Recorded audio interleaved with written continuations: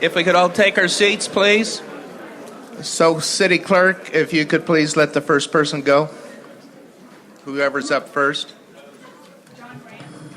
John Grant. Apologies, John Gamma.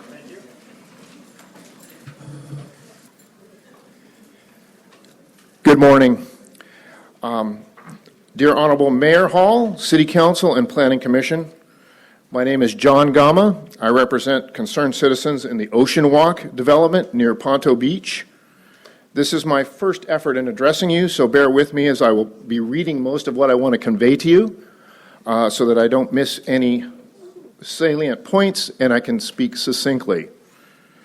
First of all of the residents in attendance that are here to oppose the zoning changes to Ponto Beach, could you please stand to demonstrate this to the Council and the Planning Commission? Thank you. I'm not an activist. I'm a healthcare provider and doctor of pharmacy. Usually trust in my elected officials to be able to make the right decisions without my input. You were elected because you are leaders and visionaries with backgrounds that assist you in making tough decisions correctly. I became involved in this issue approximately a month ago because I could not live with myself if I let the proposed high-density zoning changes in one of the very few and precious areas of undeveloped beachfront land in Carlsbad go forward without a fight. First of all, I would like to commend each of you for all of your efforts to date in garnering citizen feedback and input regarding the proposed zoning changes to the Ponto beachfront area. While I can only imagine the difficulty and complexity of gathering this input, I believe it is vital for any significant changes to the general plan zoning to be successful. Unfortunately, many of the residents that are most severely impacted by these zoning proposals, including myself, and everyone that I have spoken with in my community except for one person, have been unaware and have just recently known about them. I'm a lifelong San Diegan, but most recently having moved to Carlsbad 4 years ago. The house I grew up in North Park, I remember the 805 freeway being built and when the UTC area was open fields. I moved to Carlsbad because it is not the high-density urban jungle that many of our San Diego neighborhoods are becoming.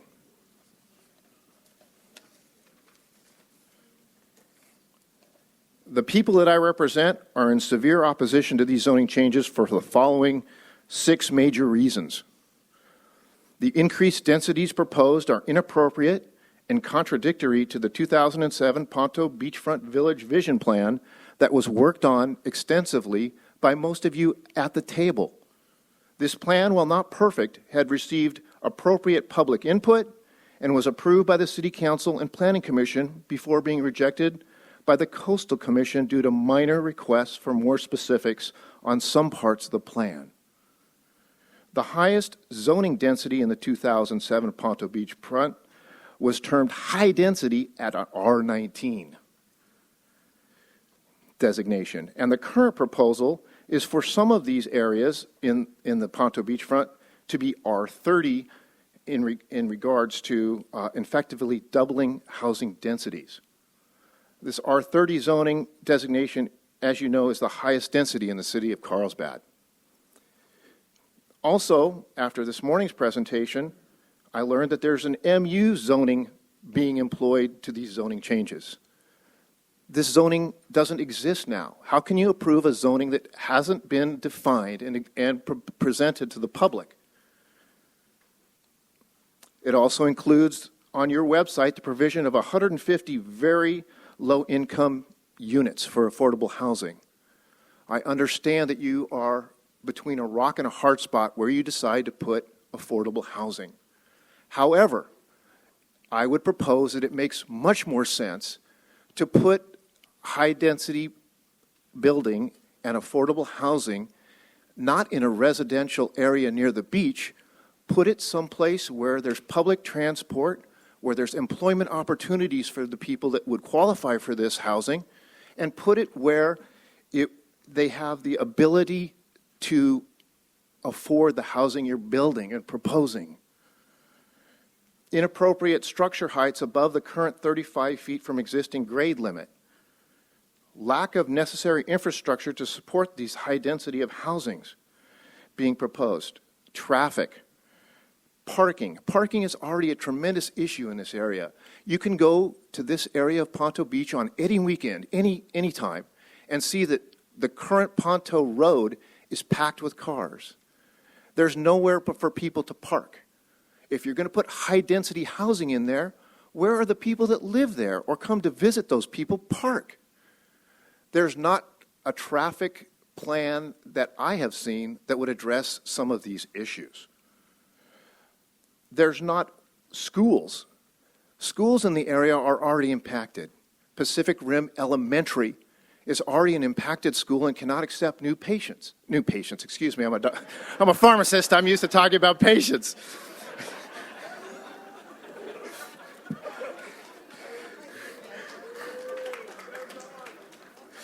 They're not able to accept new students now. How are you going to fit this high-density zoning into an area where they won't be able to go to school? It doesn't make sense. We completed a resident survey, and we have over 232 responders to this survey in regards to some of the zoning changes, and it shows an 85 to 95% opposition to key elements of a developer's proposal, and I realize we're not talking about a specific process, but many of the developer's proposals are inclusive of these zoning changes and require these zoning changes to occur.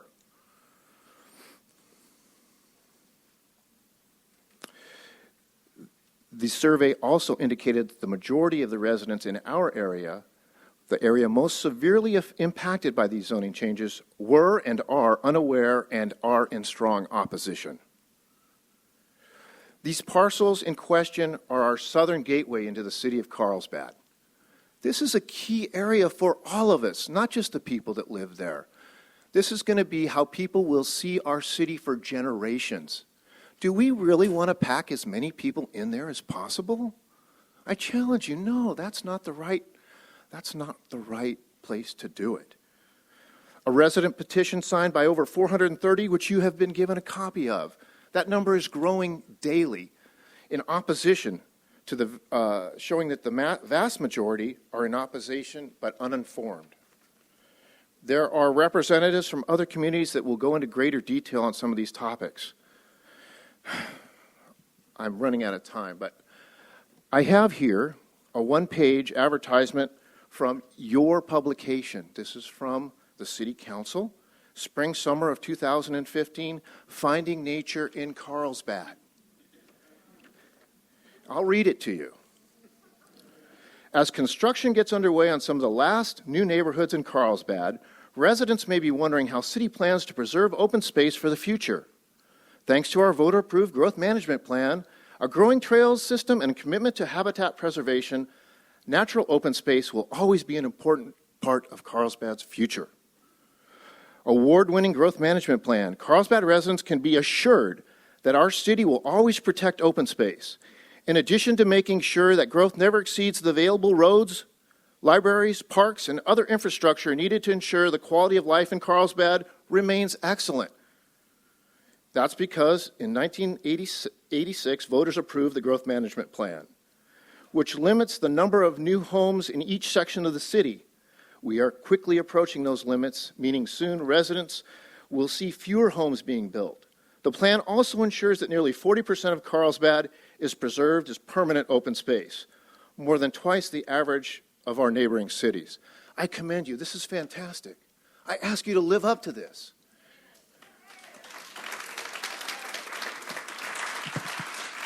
It's Okay, right there. For me, that's being disrespectful, okay? I asked for no applause, and so either we're going to abide by that or this could be a long day.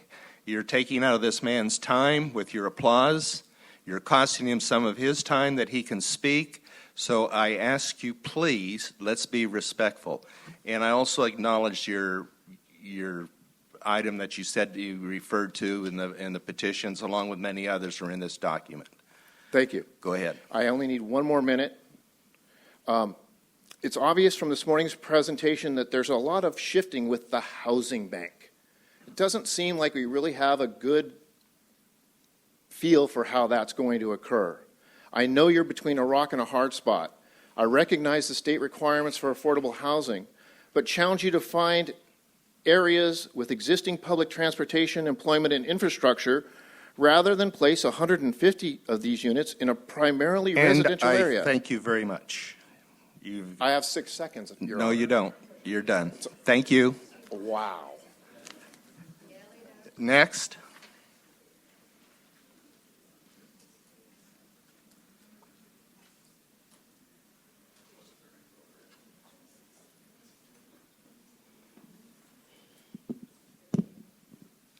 Good morning. It's still morning. I want to thank Mayor Hall and the members of the City Council and the Planning Commission for allowing us to present our opinions on the updates to the general plan.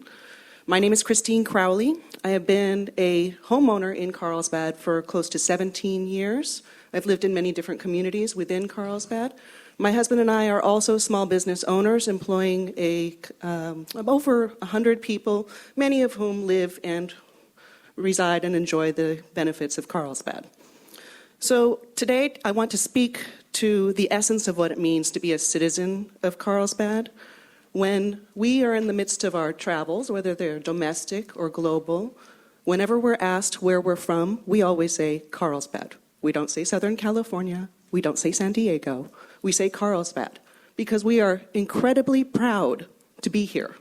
We are incredibly proud of the way the City Council and the Planning Commission has handled the growth, the enormous growth we've had since the 1950s, and we want to continue to be part of that. To that end, we feel that the current updates plans to the general plan is something that goes against the core values that have been espoused by the City of Carlsbad for a while. And we saw at length these core values, which were a small town feel and beach community character, open space and natural environment, access to recreation and active, healthy lifestyles, emphasis on local economy and business diversity and tourism, walking, biking, public transportation, sustainability, history, the arts, high-quality education, and neighborhood revitalization. Now, from the language on your own website, you admit that the city of Carlsbad is almost 90% built out. That means there's 10% of precious space left.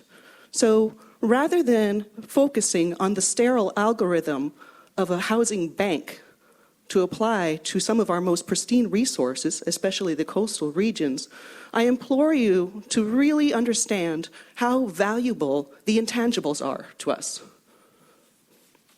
These values that have formed the general plan reflect the heart and soul of the vision that has guided the growth of Carlsbad to date, and I would ask that you would keep those values in mind. With regards to increased housing density, particularly at a coastal community, this does nothing to engender connectivity. It just increases traffic.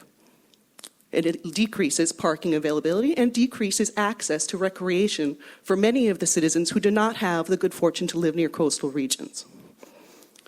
Open space and natural environment goals would not be met by the establishment of increased housing density along coastal regions as well, because then you limit the amount of activity that can be done on these parcels of land. Access is also hampered by the lack of parking. As John Gamma reflected to earlier, that area is significantly hampered in terms of parking every weekend. I would actually venture to say that any time from the end of May through to the beginning of September, it is extremely difficult on any given Thursday, Friday, Saturday, or Sunday to get yourself around in that vicinity without encountering a multitude of tourists, buses, cars, pedestrians, bicyclists, and whatnot. I had the great pleasure of trying to teach my son how to drive along this stretch, and I'm still recovering. So, sustainability cannot also be achieved without addressing the very real fact that you have limits on the abilities of the roadways around this coastal parcel. Avenida Encinas is 2 lanes. It is bordered by both sides by housing developments, and then you have the bridge over the railroad track. None of this can be widened, and yet Avenida Encinas would become the main artery for traffic for this development because there is no access from Carlsbad Boulevard into this property. Also, while there are plans, possibly, to widen Ponto Road, the traffic that would be engendered with the commercial and increased housing at Ponto Road would cause a severe hampering of the pedestrian and bicyclist ability to enjoy this area. Now I want to speak to the schools. I have 2 children who are now grown, not grown, but in their teenage years, but they attended Pacific Rim Elementary. One happened to attend during the bubble year when children born in 1990 and 2000, there was a huge influx. And I have to tell you, the panic that ensued whenever it was time for registration was huge. If you did not get in your registration information quick enough, God help you, you may be told that you couldn't go to school at Pac Rim. This is the school that would be impacted by increased housing density at this parcel of land. It is still a problem. My cousins, Neil and Maggie, just moved out from Colorado. They bought a lovely townhome across the street from the school. But neither of their 2 children could attend for 3/4 of last year. They were sent to different schools. So only at the last quarter of the school year were they told, okay, now there's space, now you may come in. This is a travesty. This is something that should not be allowed, and especially does not reflect the core values of providing for a superior education and a deep concern for the citizens of our city. And the neighborhood revitalization goals would not be yet but another high-density project at the coastal region. Connectivity and revitalization involves commercial, involves recreation, involves the ability for people to meet, to gather, to do things, to shop, to eat, to dine, to walk to the beach, maybe to enjoy just reading a book on an open area, maybe have some commercial shops to visit. And that is what engenders connectivity. Connectivity is not brought about by introducing large-scale, high-density homes. I will speak to one other point that I haven't heard mentioned. It's the very real fact that this is right next to a train track. And I don't know if anybody has addressed that once you used to put up a high-density structure next to a train track, and it's bordered with housing that exists on the exact eastern side of the train track, the noise that would reverberate between those walls would be huge.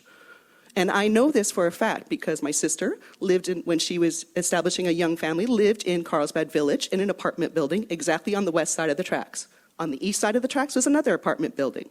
And whenever the train rumbled through, the noise was deafening. They had a 2-year-old daughter who would throw regular tantrums and fits. I could see her mouth open, I could see her eyes crying, but I couldn't hear her. And that could have been a good thing, except for the fact that there was a train noise taking its place. Now down the road, in the development of Ocean Walk, a friend of mine has a home on Dew Point, which borders the western side of the train tracks. And because there's nothing on the eastern side of the train tracks, and because there's nothing on the western side, whenever a train passes by, it's not that much of an issue. She's able to host gatherings, community events, philanthropic meetings without issue. So I really propose that there is significant consideration given to noise. I want you to know that I discovered in my research for this speech that I came across a news article that Fox 5 News just recently announced that a TripAdvisor site, Family Friendly Vacations, has voted the city of Carlsbad beaches as one of the top 10 in the nation. No other California beach scored that vote except for one in South Lake Tahoe, on the shoreline of Lake Tahoe.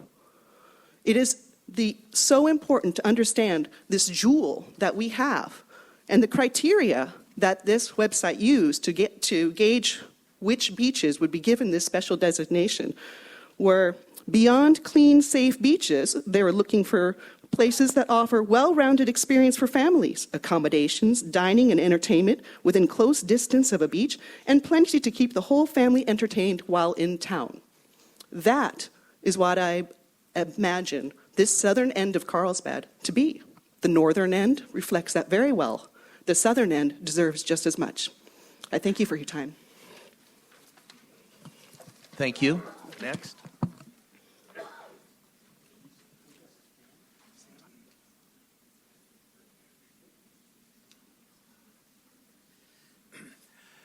My name is Bill Arnold. I think many of you know me up here.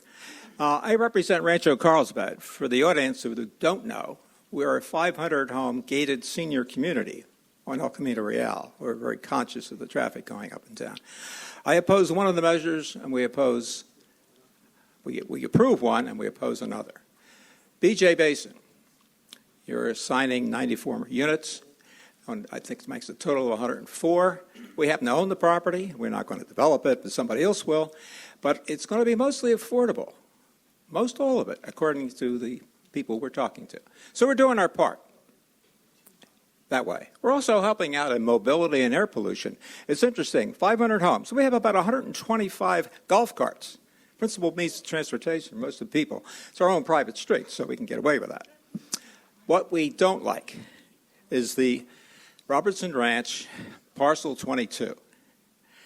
Way back when McMillan was doing their EIR for Calvert Hills and the combined Cannon Road, College Boulevard EIR was part of it. By the way, the last segment of College cuts off our access to parcel 4. We've got the relocation, I think, set. But anyway, we were battling McMillan on what they were going to put south of Cannon. Once the Cannon site was set, we fought that a little bit too. And we were given a narrow strip. There was another piece that we negotiated, a relocation parcel for our amenities of an RV park and a community garden, which has been changed to another site, but it still was an option that we had open. And thirdly was this parcel 22. McMillan wanted to put housing in there in the worst way, and we kept saying no, no, no.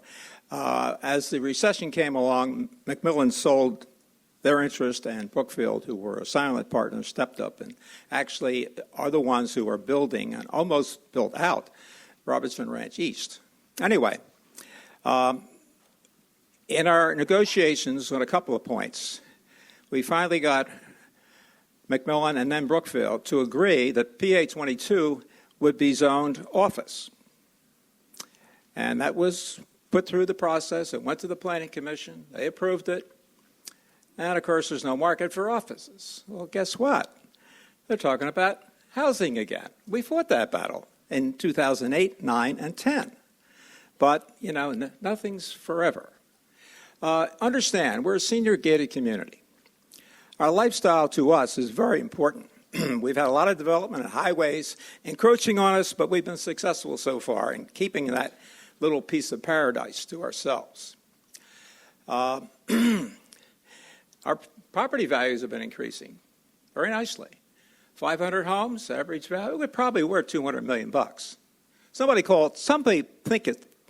People refer to it as a mobile home park. Well, there's one up in Malibu that's supposed to be $1 million one. We're on a $500,000 mobile home park. Anyway, to go on, having fought this battle over residential units, we're back doing it again.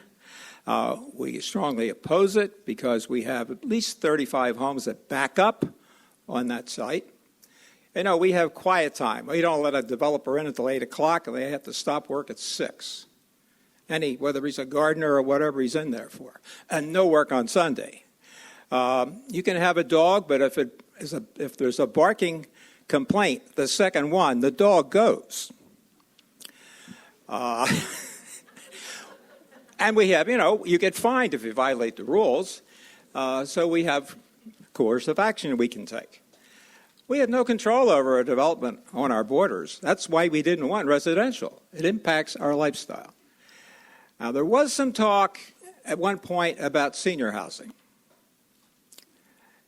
If that's what Brookfield is thinking of, we obviously have to listen to that because that removes a number of our objections. But we need to know a heck of a lot more before we remove any of our complaints or opposition to any development on parcel 22. We're also not too far from the other controversial site, which is the Sunny Creek Homes, and I'm sure there's some people here who don't like that. But that's part and parcel of the development of college, and we understand that. So we have no comment to make about that site.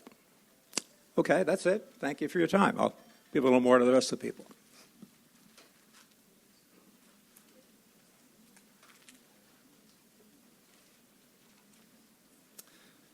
Good morning. My name is Mike Sebahar, and I have been a citizen of Carlsbad for about 18 years now. I moved here in 1998 with my wife and 3 children, now 4 children, from Indiana. I'm a physician. I've been practicing in Carlsbad since that time. I am taking new patients, by the way. I own part of the Bresci Medical Building. I helped build the Carlsbad Surgery Center. I own my home in Carlsbad, and I think I even have a fractional piece of property at the Pacific Palisades. So I don't say that to boast. I'm all in.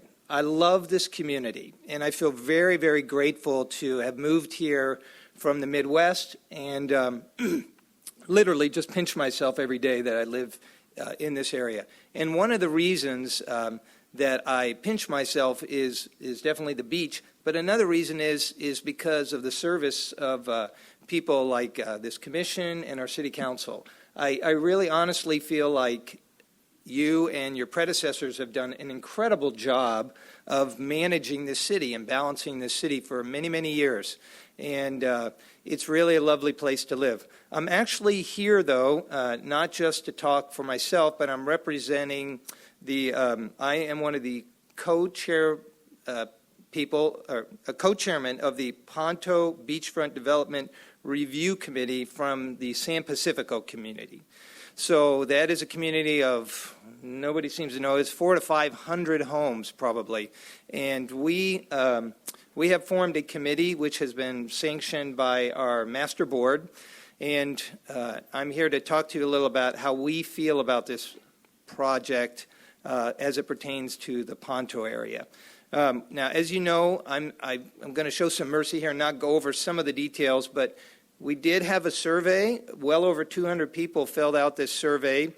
And I think to summarize, it's very, very clear that the vast majority of people that we surveyed are opposed to the amendments to the general plan. We feel that it's going to lead to too much density, and we also feel that the buildings are going to be too high, and just unacceptably high for that area. And we also are concerned of all the collateral issues which are going to be quite a challenge to fix. We also, as you know, had a petition that directly, goes and addresses the issues on these amendments, and these were primarily from these, our community members in our neighborhood. And those number, I believe, was over 400. All this data is available to you. Okay, so I think, though, that to summarize the way our community feels is, we had and have a Ponto Village vision plan. And it's my understanding that this took a lot of work, a lot of collaboration, quite a bit of community input, and there were compromises made on both sides. And quite frankly, looking at it, I think that it is acceptable to our community, and that is the feedback that we've gotten. So I want to deliver that message to you today that there is a large community there. We literally straddle the entire Ponto development, and we are personally going to be greatly affected. But I also want to address another issue which I haven't heard directly spoken about today. Looking at that area, I think everybody sitting in this room understands that this is a city that people like to visit. Tourism is a part of our economy here, and I think that many, if not most of us, do benefit from this in different ways. Looking at the Ponto area, we we have a Hilton down there, but it's kind of isolated. And then we have another, hotel resort that, seems to be planned on the south side of Avenida, right on the Bataquitas Lagoon. And if I'm looking at that from a tourism standpoint, I go back to when I think about how people get their information nowadays and what they value when they visit a place. And I think if you look at nowadays, people go to TripAdvisor, they go to Yelp, and comment. And there's quite a bit of information. And when I've looked, and if you look too, you'll see that when people go to places, what they comment on is, hey, we have the coast. That's a no-brainer. But the other thing that people like when they go visit a resort or a hotel or a campground is, are there amenities nearby? Are there restaurants? Are there coffee shops? Is there a great little wine bar? Or, a place where they can go get a cocktail to watch the sun go down? Are there open spaces and trails? How well preserved is the land? I think those are very, very important features to people. And so, if I look at this development and the density that we're looking at, it's hard for me to see how we're going to put anything too interesting in between those two hotels. It's going to attract people to those hotels, all right, or the resort. So I'm asking you to think about that a little bit as well. My last point really is fairly general, and it's been hit on already, but I don't think it can be hit on enough, and that is this Ponto piece of property, while it is technically in my backyard, it's really all of our backyard. That coast is a defining feature of Carlsbad. I mean, let's not ignore that fact or somehow forget that. It is an exceptional amenity for all of us. And so this, the best I can tell, this is the last or one of the very last remaining parcels of substantially sized land on the coast of Southern California. I can't think of any others. And it's not just on the coast. We've got a lagoon on one border. We have the coast, and it literally is directly adjacent to the most iconic patch of highway probably on the planet. So I ask you to really think about what a unique and incredible opportunity this is to really, really take very, very good care of this piece of property. As people drive into our community from the south, they are going to be looking at this piece of property. And I view this as an opportunity to do something extraordinary.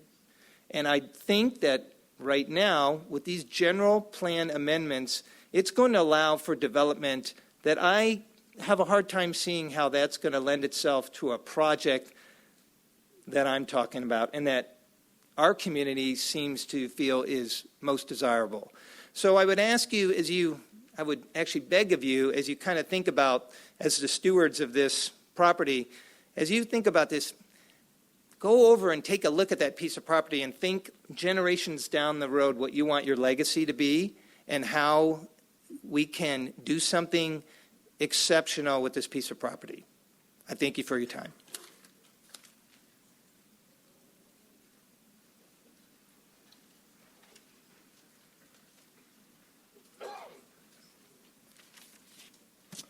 Hi, my name is Marn Bullion. First, I wanted to start off by saying thank you both to Council and the Planning Commission and City staff. Clearly, you've gone through a tremendous amount of work with respect to general plan amendments, EIR, final EIR, the mobility plan, the housing element, et cetera. That is a huge body of information. And as a 13-year resident of Carlsbad and a California native, I am heavily invested in this community. I have 4 children, ages 6 to 14. They play Carlsbad United Soccer. We participate in Friday Night Lights flag football. I'm sure you are all aware of that, where I coach. My weekends are spent at Carlsbad Youth Baseball in our beloved Chase Field. I have students at Pacific Rim Elementary, Aviara Oaks, and soon I will have my daughter as a Carlsbad Lancer. I am also here to discuss the Ponto beachfront development, and I wanted to provide you some background of why you are hearing such concern from members of my community. The community, I believe, is very confused and very alarmed. That's the feedback that I am receiving from the people that I am here to speak for.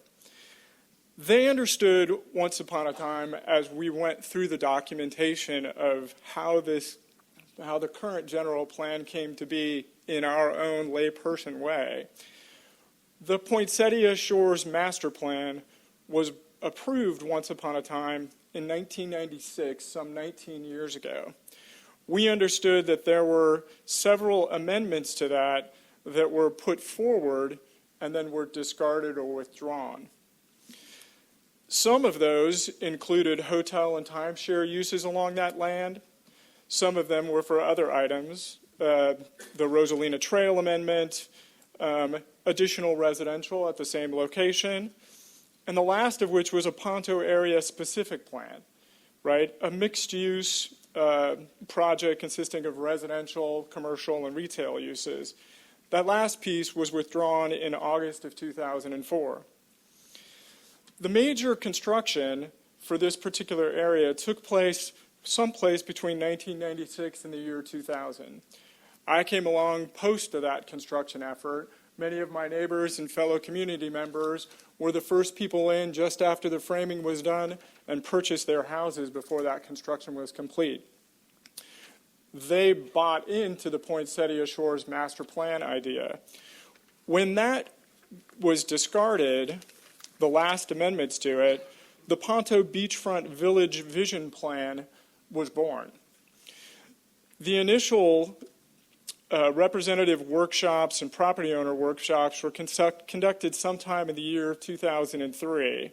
As far as I can tell, it was August and December. Later, meetings were held with the local Coastal Commission staff and the state park staff.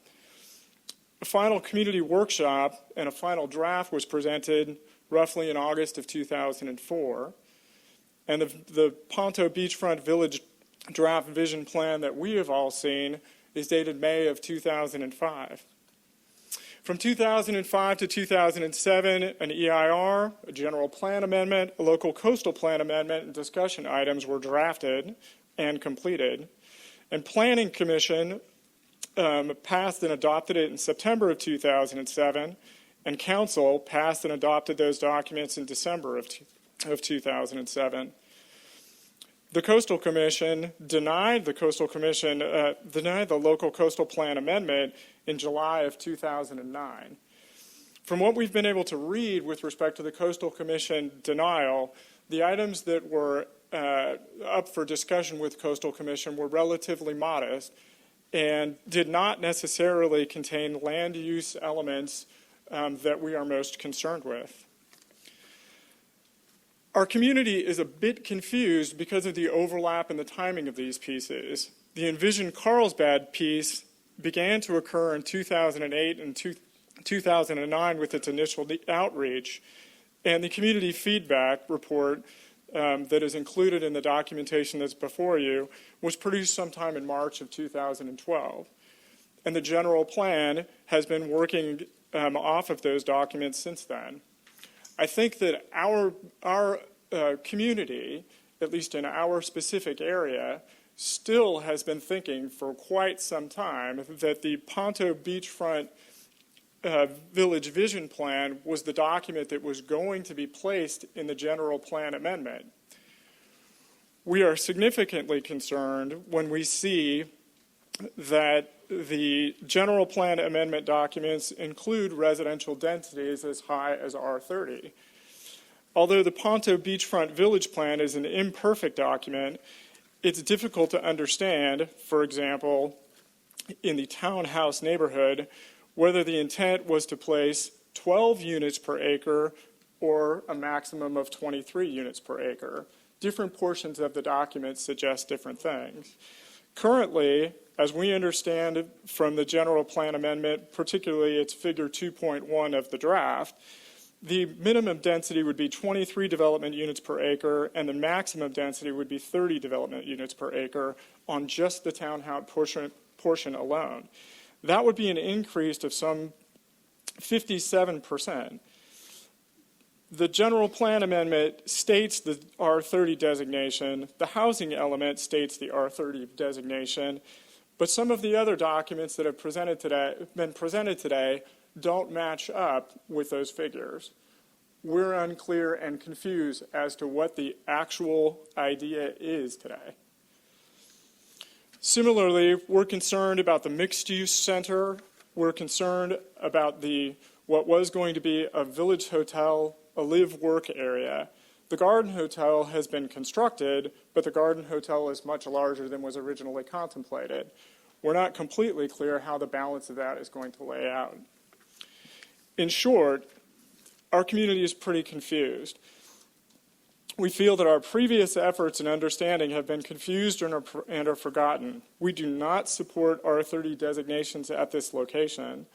We are concerned that any residential designation, whether it's R15, R23, or R30, could be subject to state density bonus law, and by the provision of additional affordable housing, could increase the density or relax other development restrictions.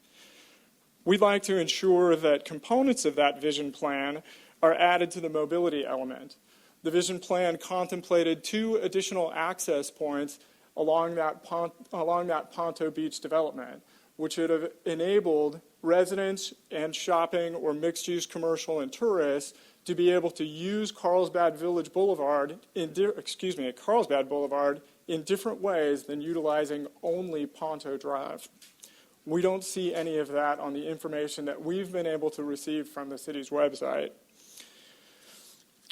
So in short, our community is confused, our community is concerned. We've wondered what's happened to the village vision plan that we understood was going to be adopted many, many years ago, and most of them are frankly blindsided by what's happening in the general plan amendment.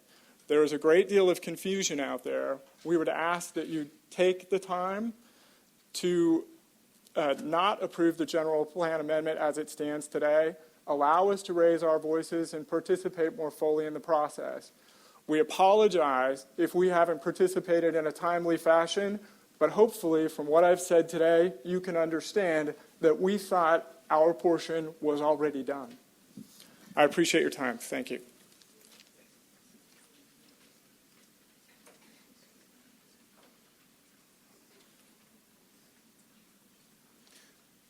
Good morning, council members and commissioners.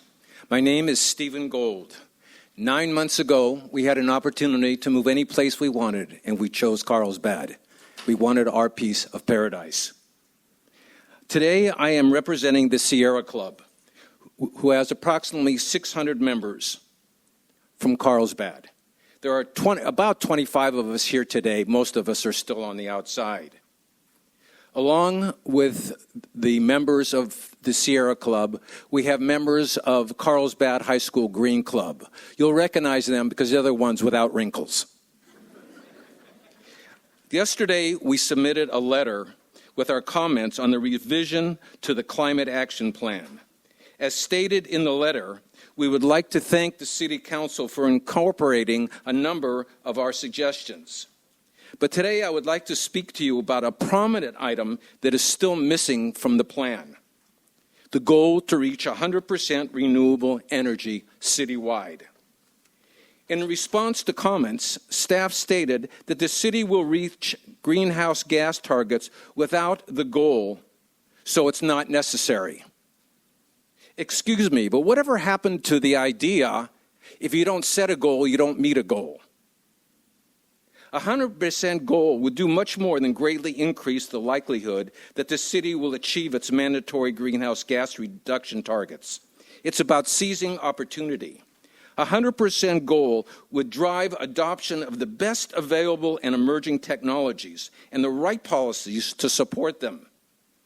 This position would benefit Carlsbad in economic and in general quality of life terms from the rapid shift to clean energy that is underway worldwide. Anything less, and Carlsbad will have to play catch-up with other cities that capitalize now on the energy progress that is being made. If you don't set a goal, how can you possibly meet a goal? A 100% goal would also stimulate partnership with local businesses, allowing them to benefit economically as well as increase their contribution to overall greenhouse gas reductions for the city. Facility Executive is a specialized trades publication for corporate facility executives. Here's what they have to say. Renewable energy is becoming a central strategy for controlling energy costs into the future. The predictable fixed-price nature of this energy hedges facilities against volatile natural gas prices. There are a growing number of corporations pursuing 100% clean energy. What is the city of Carlsbad going to do to support this trend and therefore remain friendly to businesses both large and small? Also, you have no doubt heard that our school districts in San Diego County have suffered greatly due to the immense rate hikes by SDG&E. More and more districts are drawing upon clean energy resources like solar to counter this and to keep more money into the classroom. In fact, San Diego Unified School District recently decided to adopt a 100% clean energy goal so that they would be in sync with the city of San Diego. If San Diego can do it, why can't Carlsbad do it? Which has the same goal, by the way, as their climate action plan. The school district and city are exceptionally well positioned to partner in a way that contributes to the first-class educational system and consequently a world-class city. That's what it means by setting the bar high. If you don't set a goal, how can you meet a goal? Carlsbad would be wise to join other cities in California that have included citywide 100% renewable energy targets in their plans. Besides San Diego, there's Haywood and Palo Alto. And while not specifically located in their climate action plans, the cities of San Jose and Lancaster also have 100% goals. We are fast approaching the day in which 100% renewable energy will be one of the criteria for calling oneself a world-class city. And we hope that Carlsbad will not lose its claim to that title. If you don't set a goal, how can you possibly meet a goal? When we moved here, people said, well, now that you're retired, don't you want to travel? We're on vacation every single day here, and we want to keep it that way. And we want to keep it that way for our children and our grandchildren. So please take this seriously. I am turning in a written copy of a letter from our legal counsel that was submitted via email yesterday. I hope that you'll accept that. Thank you.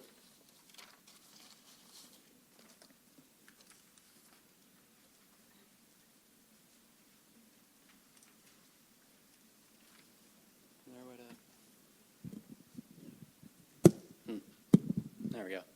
All right. Hello, my name is Alex Tabwada. I am here representing the Carlsbad High School Green Club in congruence with the Sierra Club, as was just stated. A few months ago, just before our school ended on June 11th, we decided to take another step in our club and to go to talk to the Sierra Club to learn what we can do to help our goal of environmental friendliness in our own community, in our own neighborhoods. From there, we first began talking to the Sierra Club and first learned about what's known as the Climate Action Plan, or CAP. Because since then, we've learned, even more surprisingly, that there are many goals that weren't added to this climate action plan. One of the most disturbing was that we weren't striving for 100% renewable energy. Now, sitting in the audience, I heard a few snickers, a few people saying, well, that's very difficult to reach, or it's not really a reasonable goal. And a few years ago, that was a more reasonable thing to say. But living in 2015, in the 21st century, it's a more reasonable goal to have. In fact, it's one that many cities already do. And living in Carlsbad, it's one that we're able to actually strive towards. As a student, I've discovered that you can make petitions. You can talk to people that you're living with, and you can talk to people at your school. And because of that, I created a petition that reads, Dear City Council, all the homes, businesses, and schools in Carlsbad should be fully powered by clean energy within the next 20 years. Please include that goal in the climate action plan that you will soon adopt. Dirty energy increases air pollution and greenhouse gases. Local clean energy like rooftop solar will help us improve our air and do our part to fight climate change. It also saves money for our schools, businesses, and families. It's the right thing to do, and I'm counting on you. Now, we started this petition just before school ended. As I stated, we didn't know about it before, possibly because we're less informed. But the fact is, in just one day, the one day we were allowed to, we got over 200 signatures from the student body that came through. Not a single student said no when asked if they'd like to sign or asked if they'd like to support this cause. And that's because not a single student would if you were to ask them to. Today, we have over 300 signatures in support of this cause, all from students living in Carlsbad, whether going to middle school or high school. And the more we look at this, the more we're seeing that the only reason we don't have the entire student body signing on to this petition is because we have yet to reach the entire student body to have them do that.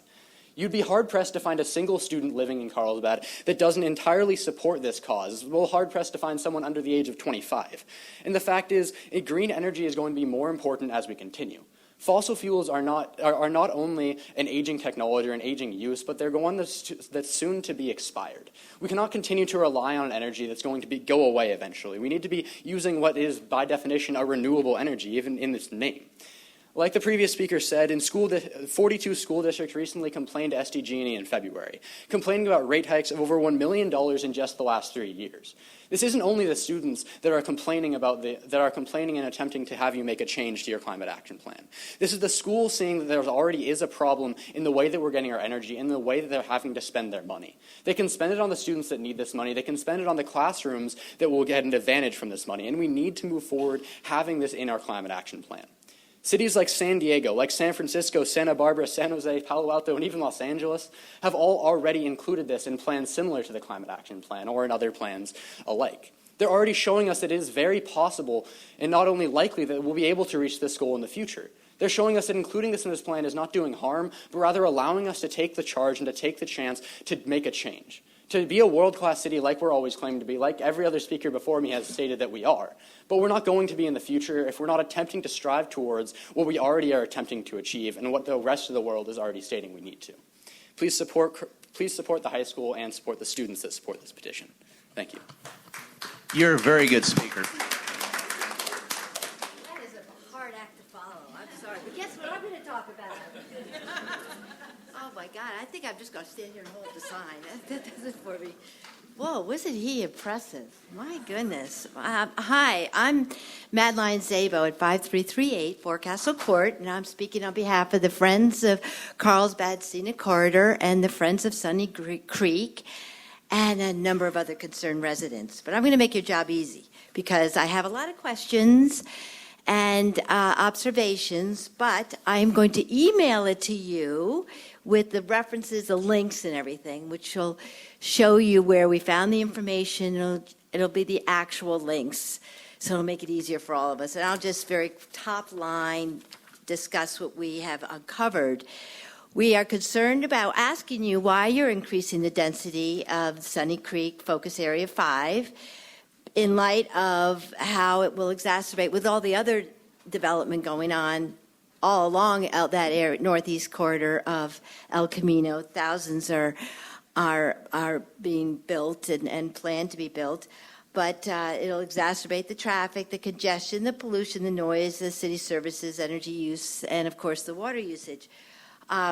So that is a very big question. I understand, quote, it meets city housing element and future, quote, future housing needs, but at the expense of the whole quality of life, which we're very concerned. Now, for the discrepancy, there's a discrepancy on page 52 of this draft, and I have my link, which I will send to you, which talks about Sunny Creek, density of 8 to 15 dwelling units per acre, which is medium density, which it always was. Why are you changing it? Another discrepancy, the map in the general plan shows densities that would allow 550 dwelling units to be built on this property. And in the 2015 draft EIR, it talks about 399. Don't understand the difference. But most importantly, why did you change from the low to medium 6 to 12 dwelling units per acre residential density designation, which it always was, that was in the preferred plan that you discussed in the initial presentation in May 2nd, 2012. I'm sending you the link. You'll see the reference. Because then it stated that it was consistent with the growth management plan. So at medium density, we were reaching our growth management plan. Why are you not following the Envision Carlsbad Land Use Concepts Report? Sunny Creek, quote, Sunny Creek Commercial was medium density residential. I'm sending you the link. Why don't you abide by the EIR from the 2011 report that designated Sunny Creek as medium density?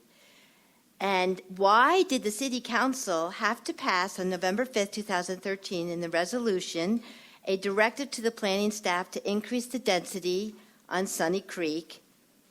And they admitted that the growth management plan had already been reached, but they were increasing it to high density in 2013, even though it had been medium density. Most importantly, why are you exceeding in this revised plan the growth management dwelling unit limitation in the Northeast Quadrant by 327 units? How? And then in this revised plan, it says if you're going to increase the dwelling unit limit in any city quadrant, it requires the approval by Carlsbad voters. So how can you increase the dwelling unit limit without the approval of us? I'll skip all the rest of the stuff. I have it in my email to you. And the future housing needs have already, as I've said, already been adequately addressed in the previous updates to the general plan. So why are you changing it now? And when will it stop? The growth management cap for the Northeast Quadrant was already met at the low to medium residential zoning designation. El Camino was always known as a scenic corridor. In the original general plan, and all the thousands of development that are planned to be built there is going to disrupt it. It already provides ample employees close to their jobs and provides places to reside close to goods and services. We've got a whole Robertson Ranch shopping center going up. Please continue to uphold the Carlsbad's defining attribute of small town community feel and the principles of the Envision Carlsbad Land Use Concepts Report that specifies Sunny Creek undeveloped property as low to medium density residential, and do not change the growth management plan as outlined in the Carlsbad Community Vision, and stay with the current plan. Keep the unique character of Carlsbad. Thank you. Now, I will be submitting a letter from Karen Kelly. The Kelly family has lived in Carlsbad since 1870 and is very much against the degradation of the Sunny Creek property. So I will also be submitting you that, and I will do it all by email so you have it on your trusty computers. Thank you very much for your time, and thank you for all that you do. That was the last speaker that represented more than 4, if that's my understanding. So let's plan on breaking at 12:15. So by the limit of 3 minutes, we can kind of count 10 in line, just so you're not standing there. And then we're going to take a 20-minute break for lunch. So just try and be respectful for those of you who are in line. So with that, if we could have the next speaker.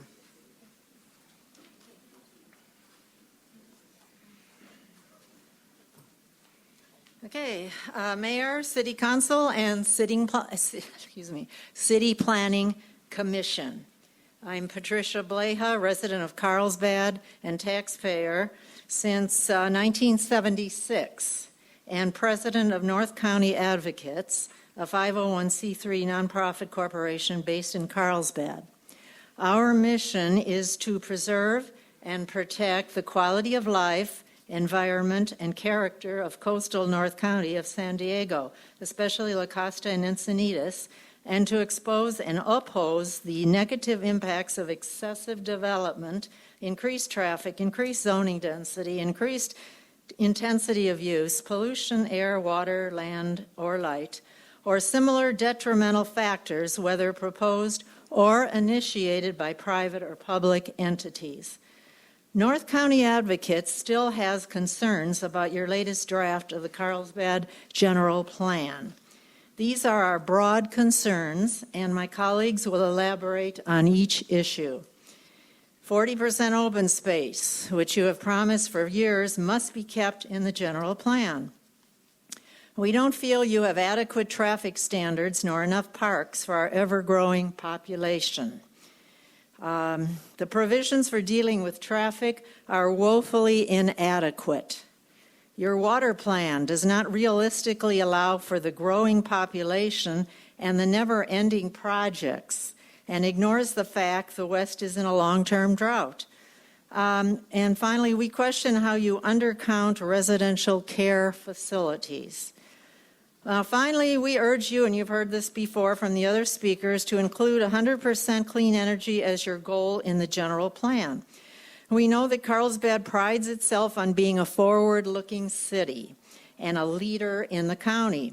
So you must seize this opportunity and join the other cities that were mentioned earlier in the county and in the state who are also striving for clean 100% energy. For the sake of the city's reputation and for the health and well-being of our citizens, we must not be left behind. Now, finally, I'd like to point out that Carlsbad High School students made the badges that many of us are wearing for 100% clean energy. They realize, as you heard earlier, the importance of the 100% clean energy goal, because they will be living and breathing in this city longer than most of the rest of us in this room. So honor their enthusiastic effort and include 100% energy in your general plan.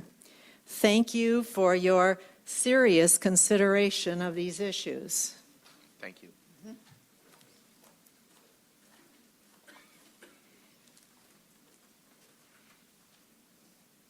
Well, it's still morning, so I can say good morning, Mayor, City Council, and Planning Commissioners.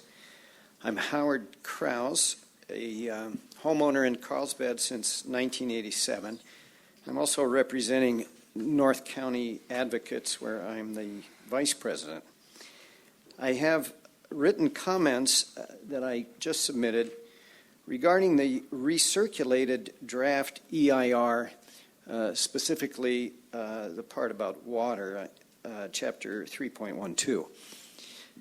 So the original draft EIR was based on 2010 data, and it has tables at the end that show water supply projections every 5 years that are between 28,000 and 31,000 acre feet per year, regardless of assumptions about wet versus dry year events.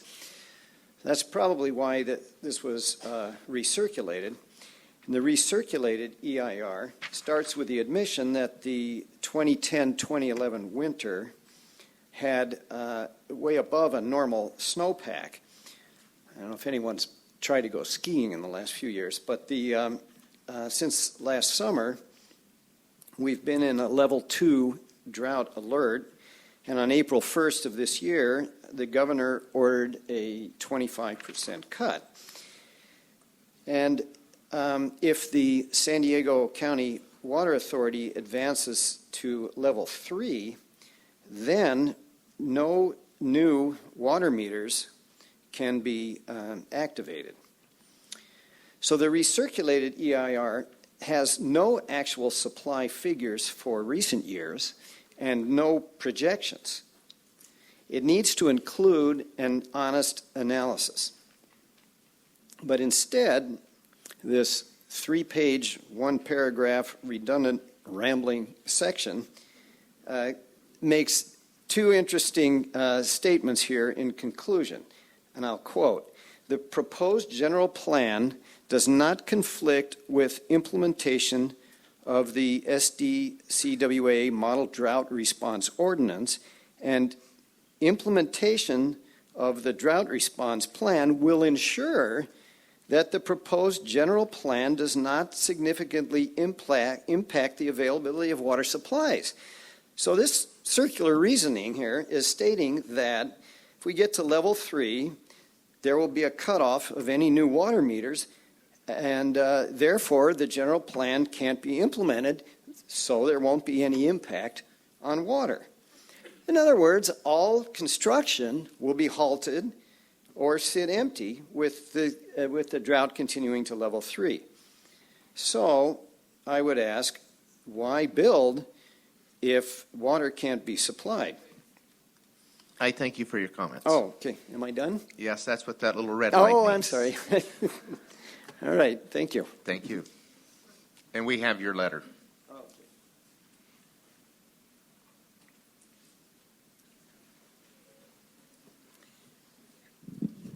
Hi.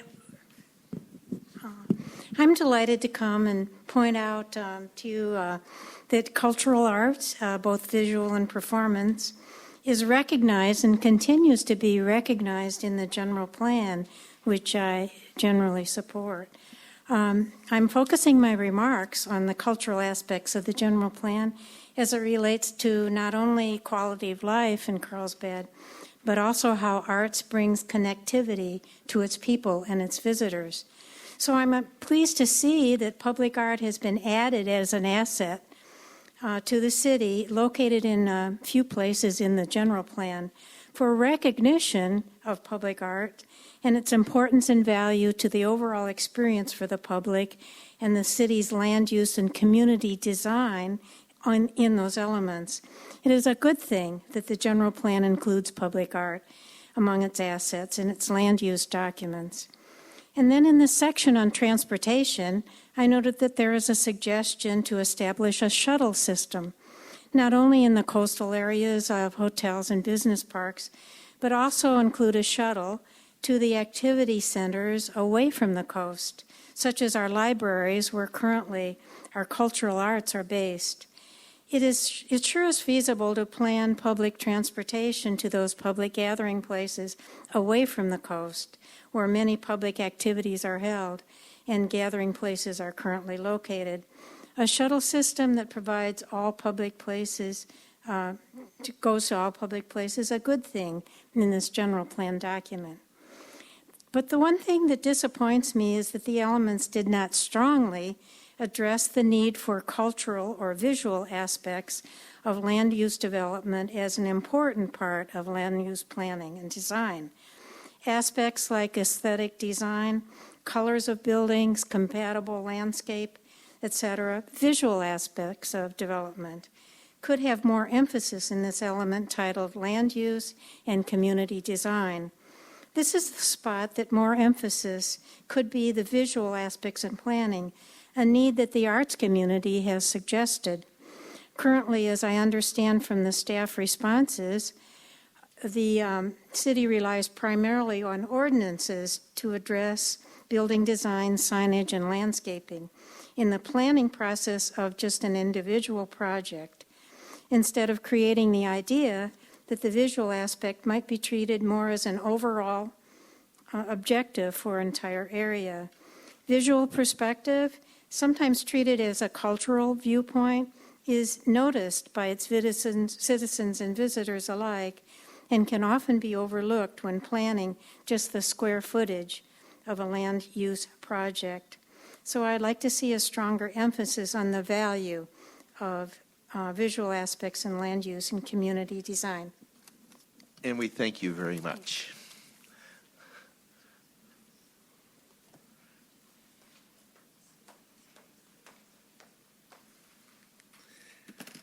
Hi, my name is Rob Mayers, and I live in the southwest quadrant of Carlsbad. I've been a resident of Carlsbad and the Encinitas area here since 1999, also a representative of North County Advocates. My wife and I have a 3- and 6-year-old, and we enjoy our time outdoors year-round. I know how important it is for my kids to have healthy outdoor recreation. As a California native, I've experienced disappearing outdoor recreation areas ever since I was a kid myself. Open space only to be paved over with more and more development, higher density, and increasing population. And as you know, most of our homes in our coastal area of prime real estate have small lots and small backyards. And so for many families, our local parks and open spaces have become our backyard. Carlsbad has done a lot of things right, but we must do better, and this general plan is the place to start. When we bought our house, it was clear that Carlsbad had a goal for 40% open space at build-out. That was important to us. Since 1986, when the Carlsbad Growth Management Plan was adopted, the 40% goal was set for a reason, and that reason exists now more than ever.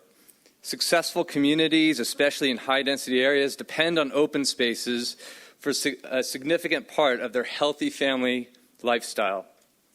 This enhances resident satisfaction and increases property values. Families like us have made an investment in our community, so the 40% goal must be included in the general plan. I understand there is a difference between a goal and a mandate, but that goal means a great deal, and we urge you to honor that goal and put it back in this new general plan. The general plan, 40% vision and 15% in each zone, supports the lifestyle families like ours want, but the vision is lost when the park standards are outdated and don't have any requirement for a neighborhood park that one can walk or bike to. The vision is lost when the closest playgrounds to our homes are a locked fence schoolyard, which you count as one of our minimum required park acres. That is not a real park. The vision is lost that in my quadrant of the city, the Southwest, is being charged over 22 acres for the future Veterans Park that is nowhere near us. No other park is divided into 4 pieces like that. The responses to comments give bureaucrats an answer. They say, well, it's written that way in the local facilities management plan. But we don't want a bureaucrat's answer. We want an answer that works for real people who live in real neighborhoods and want real parks near our homes.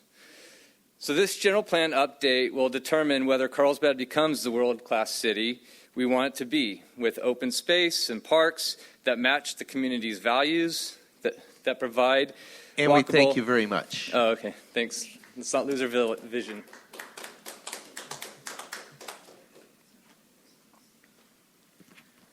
Thank you, Mayor, City Council, Planning Commissioners. My name is Bill Hoffman with Hoffman Planning and Engineering, with offices at 3156 Lions Head Avenue in Carlsbad. And tonight I'm here representing 2 property owners, Kilroy Realty, which owns the property in Palomar Oaks North, and H.G. Fenton property, which is in the Raceway Industrial Park. For both those properties, the preferred plan was recommending a high-density residential for Fenton.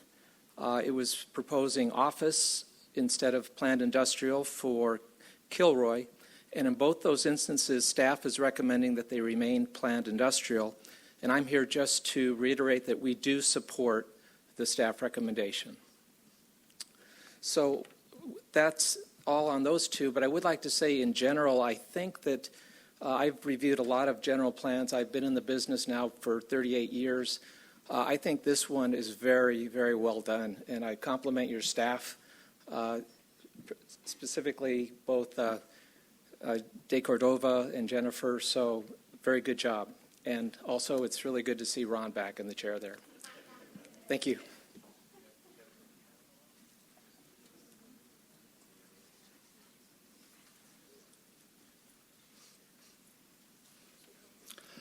Barely good morning. I have 3 requests for you. My name is Ray Bender. I have 2 main focuses. That is Palomar Airport, McClellan Palomar Airport, and also the general plans and EIR's compliance with CEQA. I did send to all of you yesterday a 12-page document. The purpose of that document was to respond to the final EIR and to respond to staff's comments as to why I was wrong. I don't take that personally. I know the state imposes a number of mandates on you. I very much appreciate the time that you've devoted to this. I suspect that many of you, if you divide the hours you've worked into the documents you had to review, are making less than minimum wage. So I make these comments in good faith. The 3 requests that I have for you, and in more detail, they are in the document that I gave to you yesterday. Request number 1 is that you modify Carlsbad General Plan Policy 3-P.42. That policy, in essence, says that Carlsbad will work with the county to implement the Carlsbad policy when Palomar Airport expands.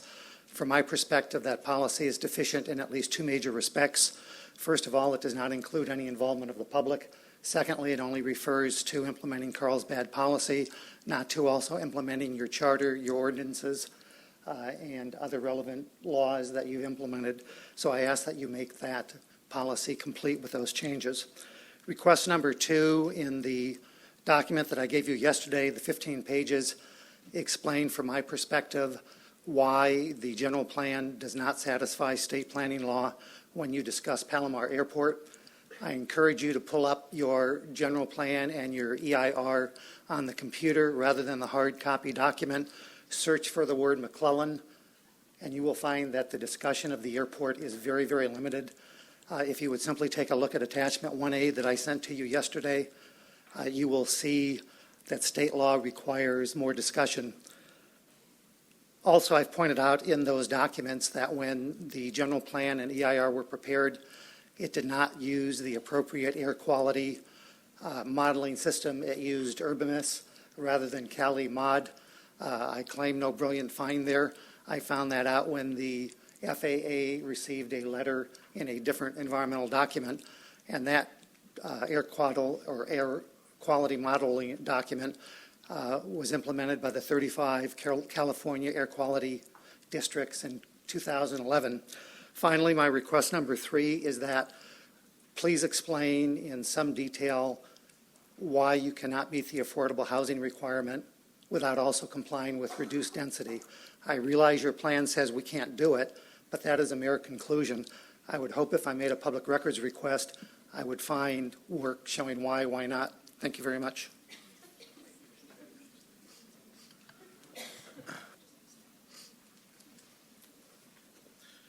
Good afternoon. I get to say that. I don't have any notes. I didn't email you anything today. I won't ask you to look at links. I will merely tell you that I'm from the Ponto Beach community, and my community cares. We care a lot. We clap to show that we care. We clap not to be disrespectful, but we'd like to be heard. It's all we really have to say. All the facts have been put before the council. Please review them, do the right thing, show us that we don't have to clap, and that we can still be heard without clapping. Thank you.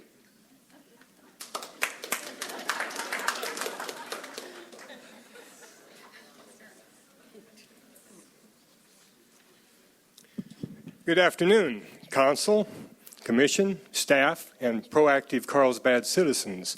My name is Don Christensen. I live at 3715 Longview Drive in Carlsbad. First, I'd like to thank you for decentralizing our water supply by moving desalination forward in San Diego County.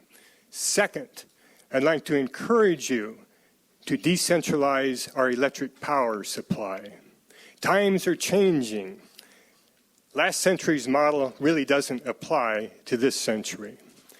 Case in point, I'm surprised at how many people do not know that San Diego County Water Authority is doing a feasibility study for 500 megawatts of pumped hydroelectric storage. This power would be used by existing power plants to pump the water uphill during the night when there's plenty of electricity and rates are low, and downhill using conventional hydroelectric turbines during the day when the power is needed. I find it a bit ironic that that plant, using existing power plants, is 500 megawatts, and the one proposed for our coast is 500 megawatts.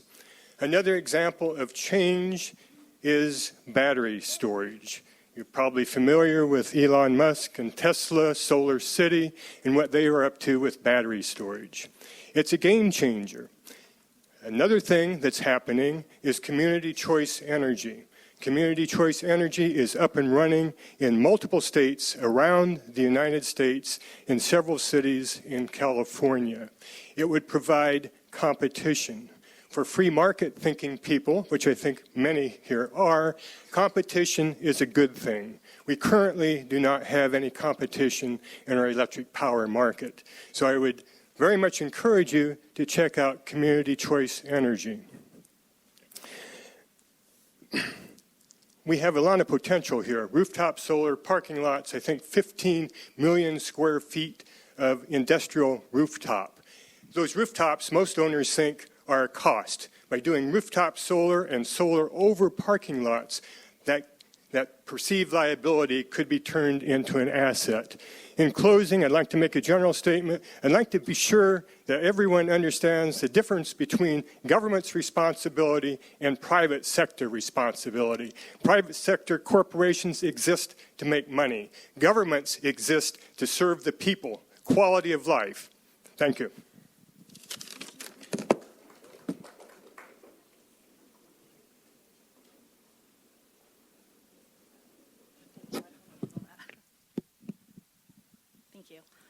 Hi, my name is Michelle Miller. I'm a California native, and I grew up in North County in Escondido, and I feel really blessed and lucky to live here in Carlsbad and be a homeowner. So thank you for your time. I'm here representing the Terraces of Sunny Creek neighborhood at the corner of El Camino and College. I was part of the fight against Walmart going in a few years ago. We've kind of had a roller coaster on what exactly was going to happen in the lot there. And our neighborhood is basically just asking the city to vote on approving no more than 182 units that the city planners are recommending. We have seen some documents stating 399 units, and again, our neighborhood would like to lower the density capped at 182. The reason for supporting a cap of 182 units is due to traffic, the approval of 3 large new residential areas that have already been approved, as I just said, an assisted living and nursing facility nearby, and a large affordable housing unit that will be going in there. Traffic will be unbearable with the higher density development at Sunny Creek, even with College going through. So lastly, I'd just like to conclude that our neighborhood would love to be assured that there will be no more than 182 units and that nothing more will be approved in the future. Thank you.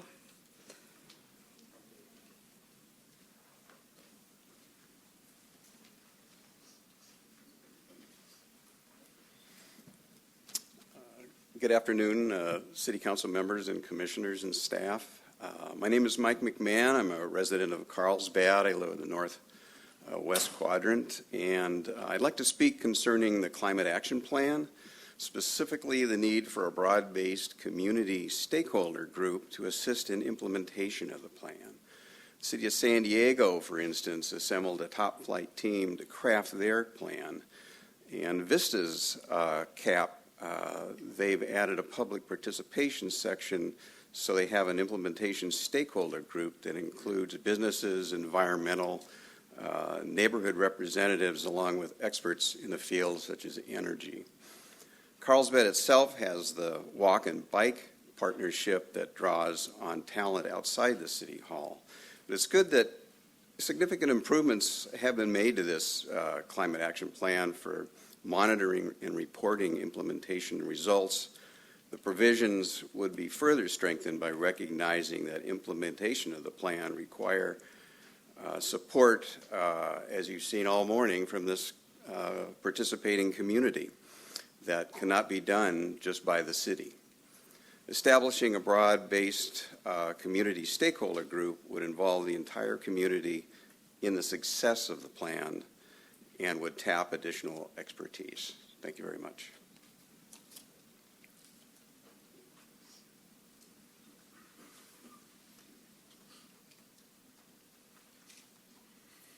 Good afternoon. My name is Brian Bunnell. I've been a Carlsbad resident for 22 years. Raised 3 kids here through the fine Carlsbad school system, and we plan to make this our permanent family home. And on that regard, I'm here to speak about the map changes and the cleaning up of the zoning reference R3 to R1. We bought our property here 22 years ago under an R3 designation, multi-housing unit, up to 3 units. And that's always been part of our family plan to possibly develop that someday to serve our family and our retirement plans. The proposed cleaning up of inconsistencies in the plan are sweeping up, people like us who are surrounded by R3 properties, and yet now you're going to take ours away with a stroke of a pen. We just think that we purchased this property 22 years ago with under what we consider a contract that this is an R3 property that we can develop at some point. And I just like you guys to think about that before you break that promise with a stroke of a pen, that you're changing the lives of citizens here that are counting on you. And thank you very much. Property for the record. Yes, I'm at 925 Boyna Place, Carlsbad. Thank you. So with that, we're going to break for 20 minutes for lunch. So we'll be back at 12:30. Thank you very much.